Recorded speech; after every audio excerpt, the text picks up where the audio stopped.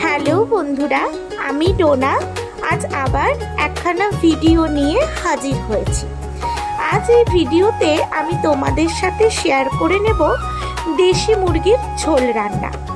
যেহেতু একদমই ঘরোয়া বাঙালি পদ্ধতিতে পুরো রান্নাটা করা, তাই আর আলাদা করে রান্নার রেসিপি বলে তোমাদের বিরক্ত করব না।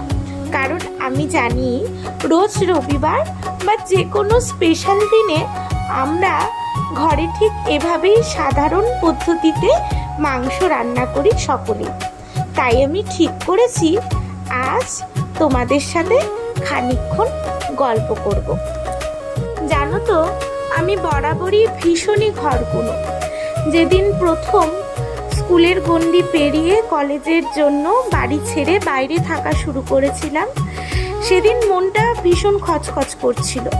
আচ্ছা, এই যে নিজের সবচেয়ে প্রিয় সব কিছু ছেড়ে, নিজের কমফোর্ট জোন ছেড়ে দূরে থাকা শুরু করছি, আর কি কোনোদিন আবার এই সব কিছুকে নিয়ে আগের মতো নিজের করে থাকার সুযোগ পাবো?